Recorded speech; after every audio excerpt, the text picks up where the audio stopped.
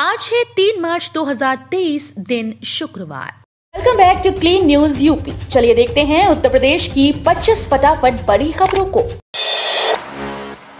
समाजशास्त्र में प्रदेश और लखनऊ का भी अध्ययन होगा। पाठ्यक्रम में हुए बदलाव। लखनऊ विश्वविद्यालय का समाजशास्त्र विभाग अब सिर्फ भारतीय समाज की बात नहीं करेगा, लखनऊ अवध व यूपी का समाज भी उसके पाठ्यक्रम का हिस्सा होगा। विश्वविद्यालय के समाजशास्त्र विभाग ने इस दिशा में कदम बढ़ा दिया है। अभी तक समाजशास्त्र में विभिन्न अवधारणाओं के साथ ही भारतीय समाज और उसमें होने वाले बदलाव का ही अध्ययन किया जाता था, पर नई शिक्षा नीति में क्षेत्रीय विशिष्टताओं को भी सिलेबस का हिस्सा बनाया जाना है। योगी सरकार ने चालक, परिचालकों और कर्मियों को दिया होली का उपहार, मिलेगा अतिरिक्त मानदेय। योगी सरकार ने उत्तर प्रदेश राज्य सड़क परिवहन निगम कर्मियों को होली की सौगात दी है। उत्कृष्ट और उत्तम योजना के अंतर्गत उत्तर प्रदेश राज्य सड़क परिवहन निगम के चालक, परिचालक और कर्मियों को अतिरिक्त मानदेय दिया जाएगा। यूपी रोडवेज के द्वारा आज 3 मार्च से 12 मार्च तक बसेस का विशेष संचालन किया जाएगा। इस दौरान चालक परिचालक 10 दिन में 3000 किलोमीटर बस चलाने पर 400 रुपए प्रतिदिन के हिसाब से अतिरिक्त मानदेय दिया जाएगा। अगले सत्र में पेश होगी यूपी विधानसभा की नियमावली, मसौदा तैयार। उत्तर प्रदेश विधानसभा की नियमावली अब विधानमंडल के अगले सत्र में पेश होगी। विधानसभा सचिवालय की ओर से गठित समिति ने नियमावली का मसौदा तैयार कर लिया है। सूत्रों के मुताबिक नियमावली के मसौदे का संसदीय कार्य मंत्री सुरेश खन्ना के स्तर से अध्ययन नहीं हुआ। बजट सत्र में व्यस्तता के चलते खन्ना ने नियमावली का अध्ययन करने और महत्वपूर्ण सुझाव देने के लिए कुछ समय मांगा है। 671 ग्राम पंचायतों में 8000 को मिलेगा रोजगार। जल जीवन मिशन योजना के तहत गांव में स्थापित होने वाली पानी की टंकियों से गांव के लोगों को सिर्फ पानी ही पीने को नहीं मिलेगा, बल्कि गांव के योग्य लोगों को रोजगार भी मिलेगा। पेयजल समूह को चलाने के लिए गांव में 12 लोगों को जिम्मेदारी दी जाएगी। योजना के तहत जिले के 671 ग्राम पंचायतों में 8052 लोगों को रोजगार दिया जाएगा। योजना के तहत हर घर नल से जल पहुंचाने के लिए गांव में मिस्त्री, plumber, motor mechanic, pump operator, electrician, fitter के साथ ही 12 लोगों की तैनाती की जाएगी। लंग्स इन्फेक्शन पर एंटीबायोटिक बेअसर, यूपी में एएमयू तैयार कर रहा अपनी वैक्सीन। एएमयू में अब लंग्स इन्फेक्शन पर अपनी वैक्सीन बनाई जा रही है। विश्वविद्यालय के जवाहरलाल नेहरू मेडिकल कॉलेज में लंग्स इन्फेक्शन पर एंटीबायोटिक दवाओं को बेअसर देखते हुए बायोकेमिस्ट्री विभाग की ओर से यह निर्णय लिया गया। मेडिकल कॉलेज में बायोकेमिस्ट्री विभाग के प्रोफेसर असद यू खान के निर्देशन में वैक्सीन बनाई जा रही है। बता दें कि सांस, दमा और खांसी के मरीजों की तादाद पिछले दिनों बढ़ती जा रही है। कमजोर फेफड़ों के चलते वायरल कई दिनों तक ठीक नहीं हो रहा। सरकारी अस्पतालों से लेकर मेडिकल कॉलेज में देखा जा रहा है कि नए मरीजों की अपेक्षा पुराने मरीजों की संख्या अधिक है। बोले सीएम योगी, सभा जाति के नाम पर मूल मुद्दे से भटकाना चाहती है। मुख्यमंत्री योगी आदित्यनाथ ने बजट सत्र के 10वें दिन विपक्ष को जमकर घेरा। इस दौरान उन्होंने कहा कि 2016-17 में सभा की सरकार ने अनुसूचित जाति व जनजाति के 30 लाख छात्रों की छात्रवृत्ति रोक दी थी। 2017 में जब हमारी सरकार आई तो हमने वो छात्रवृत्ति छात्रों को देने का काम किया। सभा जाति के नाम पर लोगों को मूल मुद्दे से बस भटकाना जानती है। होली से पहले वाराणसी एयरपोर्ट को ड्रोन बम से उड़ाने की धमकी, पुलिस प्रशासन में मचा हड़कंप। यूपी के वाराणसी स्थित बाबतपुर एयरपोर्ट को होली से पहले ड्रोन बम से उड़ाने की धमकी मिलने से पुलिस प्रशासन में हड़कंप मच गया। आनन फानन में पुलिस एक्शन में आई और मामले की जांच में जुट गई। मामले में एयरपोर्ट प्रशासन ने फूलपुर थाने में मुकदमा दर्ज कराया। तहरीर के मुताबिक बाबतपुर स्थित लाल बहादुर शास्त्री अंतर्राष्ट्रीय एयरपोर्ट पर होली से पहले ड्रोन हमले की धमकी भरा पत्र डाक से विभाग से प्राप्त हुआ। पत्र विमान पतन निदेशक के नाम से था। पत्र भेजने वाले ने अपना नाम नहीं लिखा था। कर्मचारियों के लिए अच्छी खबर, जल्द होगा वेतन मानदेय का भुगतान। उत्तर प्रदेश शासन द्वारा आदेश जारी किया गया है, जिसमें अंशकालिक अनुदेशकों के मानदेय की धनराशि के लिए राशि का आवंटन किया गया। अंशकालीन अनुदेशक को माह जनवरी के मानदेय का भुगतान कर दिया गया है। वहीं अंशकालिक अनुदेशकों को फरवरी महीने के वेतन और मानदेय 9000 रुपए प्रति माह की दर से भेजेंगे। इसके लिए कुल 23,07,07,000 रुपए की धनराशि का आवंटन किया गया है। होली में 16 स्पेशल ट्रेन से सफर होगा आसान, जल्द आरक्षित कराना होगा टिकट। होली में नियमित रूप से चलने वाली सभी प्रमुख ट्रेन में सीट्स फुल हो गई। वेटिंग भी इतनी ज्यादा है कि कंफर्म होने के आसार नहीं। ऐसे में स्पेशल ट्रेन से सफर आसान हो सकता है, लेकिन इसके लिए जल्द टिकट आरक्षित करना होगा। रेलवे प्रशासन ने 16 स्पेशल ट्रेन चला रखी हैं। इन ट्रेन में अभी भी सीट्स खाली हैं। 02541/02542 गोरखपुर लोकमान्य तिलक टर्मिनस गोरखपुर होली स्पेशल 3 और 10 मार्च को गोरखपुर और 5 और 12 मार्च को लोकमान्य तिलक टर्मिनस से चलेगी। गोरखपुर में त्रिनेत्र का शिकंजा, कैमरों से अपराधी मनचले खौफ में, आधी आबादी बेखौफ। गोरखपुर में त्रिनेत्र की मदद से पुलिस चंद दिनों में ही बदमाशों को जेल की सलाखों के पीछे भेजने में कामयाब हो रही है। पिछले 10 महीनों में गोरखपुर रेंज के 488 मामलों के पर्दाफाश में पुलिस को सीसीटीवी कैमरों की मदद से काफी कामयाबी मिली। इतना ही नहीं, कैमरों की मदद से केस खुलने के बाद फुटेज को वैज्ञानिक साक्ष्य के तौर पर भी इस्तेमाल कर रही है। 4 मार्च को हाथरस आएंगी राज्यपाल आनंदीबेन पटेल, ये रहेगा कार्यक्रम। हाथरस जिले में राज्यपाल आनंदीबेन पटेल के 4 मार्च के आगमन को लेकर मिनट टू मिनट कार्यक्रम जारी हो गया। ऐसे में प्रशासन ने तैयारियां तेज कर दी हैं।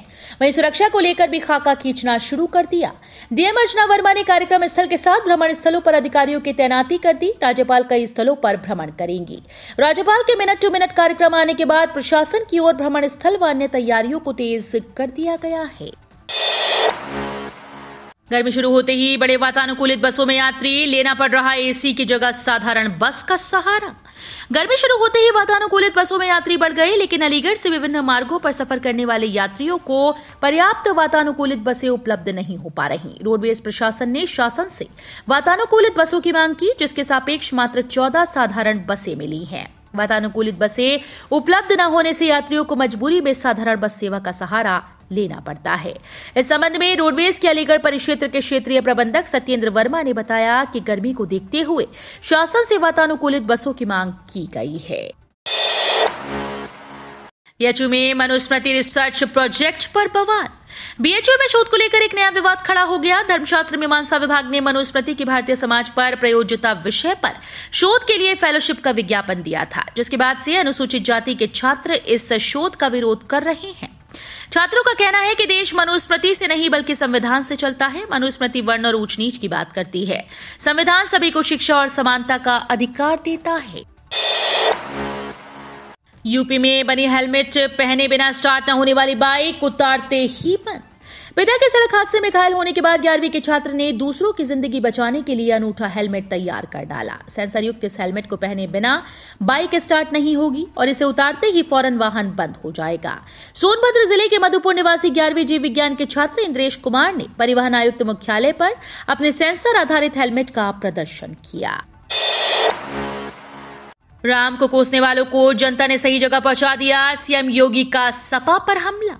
रामचरितमानस और गोस्वामी तुलसीदास पर सवाल उठाने वालों को सीएम योगी ने गुरुवार को विधान परिषद में तीखा हमला किया।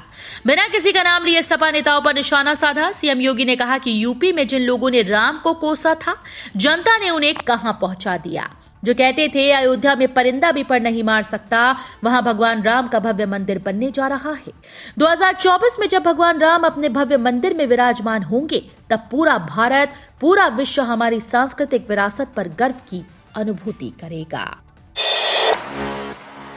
ज्ञानवापी प्रकरण में अधिवक्ताओं की हड़ताल से नहीं हो सका आदेश। 13 मार्च मिली तारीख।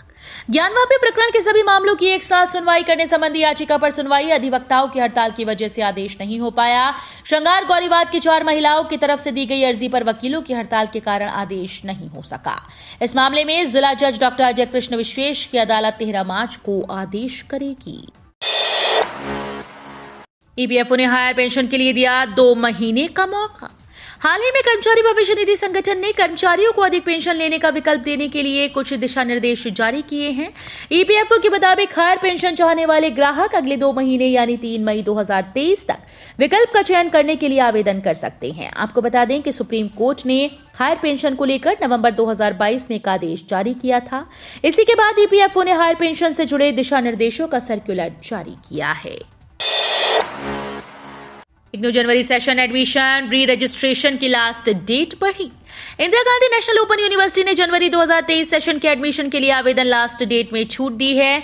री रजिस्ट्रेशन नए एडमिशन के लिए रजिस्ट्रेशन करने की लास्ट डेट 10 मार्च 2023 तक बढ़ा दी गई। उम्मीदवार इग्नू की आधिकारिक वेबसाइट ignu.ac.in पर विजिट कर ऑनलाइन माध्यम से आवेदन कर सकते हैं। री रजिस्ट्रेशन ऑनलाइन और ओडीएल कोर्सेज के लिए नया एडमिशन जनवरी 2023 सेशन के लिए मेरिट आधारित ओडीएल कोर्सेज की लास्ट डेट बिना लेट फीस के 10 मार्च 2023 तक बढ़ा दी गई। उम्मीदवारों द्वारा पहले की तरह 200 रुपए के जुर्माने के साथ पुनः पंजीकरण किया जा सकता है। आगरा को स्वच्छ रखने को दौड़ेंगी टीम्स। नगर निगम के सदन में बैठक कर नगर आयुक्त ने अधिकारियों को दी जिम्मेदारी। स्वच्छता सर्वेक्षण को लेकर आगरा में नगर निगम की बैठक हुई। शहर में G20 के स्वागत के दौरान किए गए सौंदर्यीकरण बहाल रहे और अन्य स्थानों पर भी स्वच्छता अभियान चले। इसके लिए संबंधित अधिकारियों को जिम्मेदारी सौंपी गई। नगर आयुक्त अंकित खंडेलवाल ने कहा कि VIP रोड समेत शहर में जिन मार्गों पर सौंदर्यीकरण के कार्य हुए उनका मेंटेनेंस किया जाए। ये सुंदरता स्थायी रहे, इसमें कोई चूक नहीं होनी चाहिए। साथ ही जिन स्थानों पर साफ सफाई की आवश्यकता है वहां नियमित रूप से कार्य कराई जाए। कर्मचारियों के लिए अच्छी खबर, HC ने दिया 3 सप्ताह का समय, रिपोर्ट होगी पेश।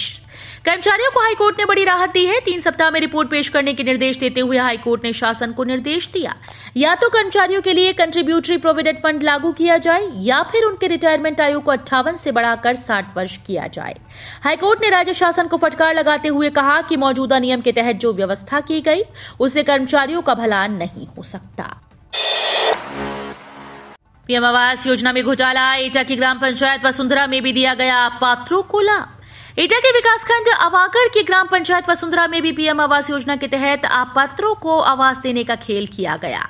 यहां पर पात्र गरीब महिला को आवास देने की जगह अपात्रों को लाभ दिया गया। वहीं जांच अधिकारियों की जांच में अब तक पूरे जिले में 169 अपात्रों को आवास देने का मामला सामने आ चुका है। ड्रॉपसी बीमारी का कहर, एक ही परिवार के 3 लोगों की चली गई जान। प्रयागराज में एक बीमारी की वजह से एक ही परिवार के 3 सदस्यों की जान चली गई। महुआईमा क्षेत्र में ड्रॉपसी बीमारी से बीते 15 दिन में पति पत्नी और पोती की मौत हो गई, जबकि 2 बेटों की हालत गंभीर है। दोनों ICU में भर्ती हैं। डॉक्टर्स का कहना है कि ये सभी खराब या मिलावटी सरसों के तेल से होने वाली ड्रॉपसी नाम की बीमारी से पीड़ित हैं। खाद्य सुरक्षा विभाग की टीम मामले की जांच कर रही है। पूर्वोत्तर में बीजेपी का शानदार प्रदर्शन, PM ने किया ट्वीट। PM मोदी ने नागालैंड, त्रिपुरा और मेघालय में बीजेपी के शानदार प्रदर्शन पर कार्यकर्ताओं का धन्यवाद किया। PM ने नागालैंड के लिए लिखा कि डबल इंजन की सरकार प्रदेश की प्रगति के लिए काम करती रहेगी। मेघालय के लिए लिखा कि विकास पथ को बढ़ाने के लिए कड़ी मेहनत करते रहेंगे और राज्य के लोगों को सशक्त बनाने पर ध्यान केंद्रित करेंगे। वहीं त्रिपुरा के लिए लिखा कि राज्य के विकास पथ को बढ़ावा देना जारी रहेगा। भारतीय सेना ने स्वदेशी ATA/GS खरीदने के लिए रक्षा मंत्रालय को प्रस्ताव भेजा।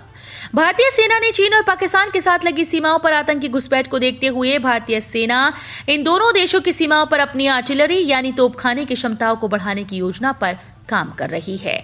इसी क्रम में चीन और पाकिस्तान की सीमाओं पर तैनाती के लिए 307 advance towed artillery gun system खरीदने का प्रस्ताव रक्षा मंत्रालय को भेजा है। टीम इंडिया का खेल खत्म, 163 पर सिमटी पारी। इंदौर टेस्ट के दूसरे दिन भारतीय टीम 163 रन पर ऑल आउट हो गई। ऑस्ट्रेलिया को जीत के लिए 76 रन बनाने होंगे। ऑस्ट्रेलिया की तरफ से नॉर्थन लॉयन ने 23.3 ओवर में 64 रन देकर 8 विकेट लिए। चेतेश्वर पुजारा के अलावा सभी भारतीय बल्लेबाज स्पिनर्स के सामने संघर्ष करते दिखे। टीम इंडिया के दूसरे सर्वोच्च स्कोरर श्रेयस अय्यर को स्टार की गेंद पर उस्मान ख्वाजा ने शानदार कैच करके चलता किया।